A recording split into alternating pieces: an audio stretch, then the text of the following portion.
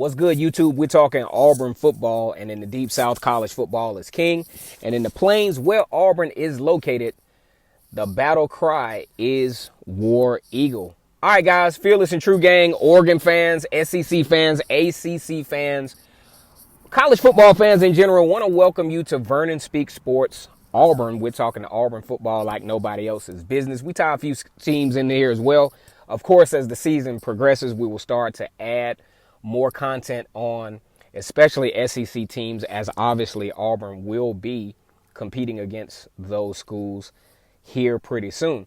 Now, Fearless and True Gang, let's go ahead and get this comment section active. I want to know your opinions on these things. I get a lot of great feedback from the comment section. Very appreciative of that, War Eagle. Okay, I'm on a kick to where I've been talking about Gus Malzahn and things that are, expectation-wise going into the 2019 season. And some thoughts kind of came across my mind, and as it relates to Gus Malzahn and his tenure at Auburn. And when you look at his track record prior to college football, you're talking a former player at Arkansas, then transferred to Henderson State.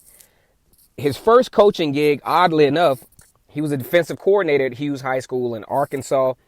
His most, memorable work was done at Springdale Christian High School in Arkansas. Now, you look at this and you look at this comparatively speaking to, say, a Dabo Swinney or maybe even a Kirby Smart, definitely different track records. Kirby Smart had the privilege of coaching under Nick Saban. And if you think about what Nick Saban brings to the college football game, it's next level. He's the epitome of what it takes to run a college football program.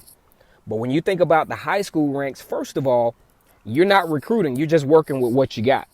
Every now and then you might get a little slick and try to get a real good player, maybe to rezone or something like that.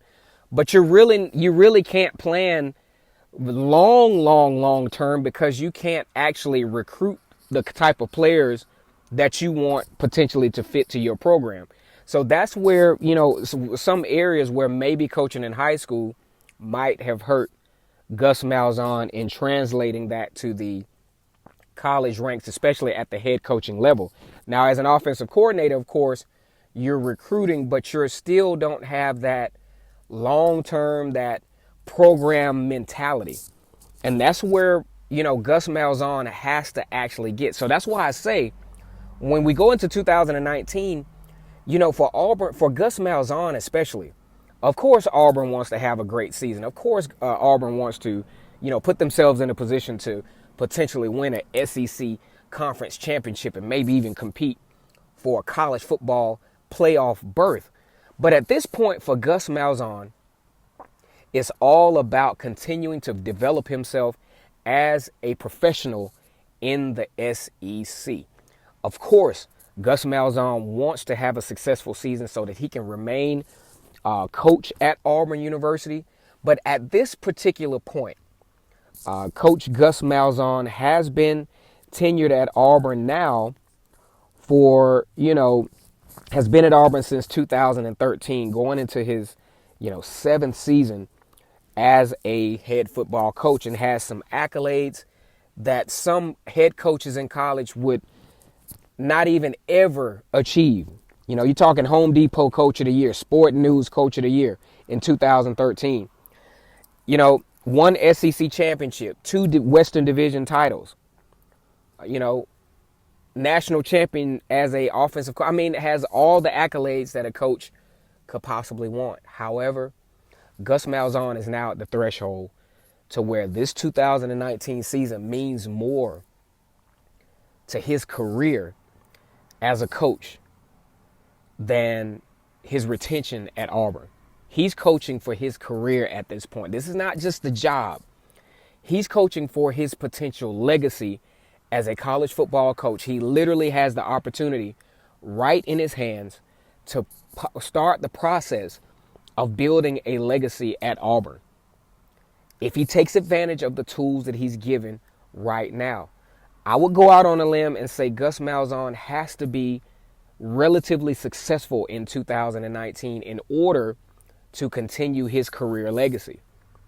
First of all, I would go out on a limb and say, as far as wins and losses, he's got to win at least 9 to 10 games. That's just if we're looking at it from a micro level. Also, from a branding level, when you talk about Auburn football, people have to understand what they're seeing. When recruits come to Auburn, they got to understand, okay, that's something that I can get with. I can see players have to visually see themselves in this particular system. If they don't see themselves in this system, then they're not coming. Same way defensively. For example, the linebackers haven't played well. So when you're recruiting a linebacker and they looking at what you have, an elite linebacker can't emulate that behavior. So branding is going to be very key for Gus Malzahn moving forward. He has to know what he wants Auburn football to look like. And last but not least, you got to put yourself in winning positions so that you can attract these recruits. Okay? And that goes back to, at this particular point, Gus Malzahn is not coaching for his job. Auburn can somewhat easily, simply find someone to replace him. This is not a hard gig for Auburn at this point. But the gig is on Gus. How unfortunate will it be for a guy that was in the position that Gus Malzahn is in to have to live the rest of his life with the what ifs? What if I would have won a national championship in 2013? What if I would have taken advantage of the opportunity in 2017? What if I would have, recruited well enough to have enough depth in 2016 to have been able to finish the deal? At this point for Gus Malzahn, it's time to finish the deal. If you get there, you get the opportunity, you got to finish it off. And that has to be the mentality for every single football game. Finish the deal. You're up 14-0, up 14 points late in the game, got to finish the deal. He actually needs to get jackets that says finish the deal. Okay? So that's my thoughts on Gus Malzahn going into the 2019 season. He's not coaching for his job. He's coaching for his career legacy as a head football coach in college football, because if you think about Gene Chizik, once he left, it was pretty much all downhill for him. Tommy Tuberville had a relative amount of success, but was never able to get back to the level that he was at Auburn. Definitely don't want that to happen to Gus Malzahn. Go ahead and put in the comment section what you think about this particular subject. Go ahead and like this video. Subscribe to Vernon Speaks Auburn. We're talking about Auburn all the time. Until next time, guys, War Eagle.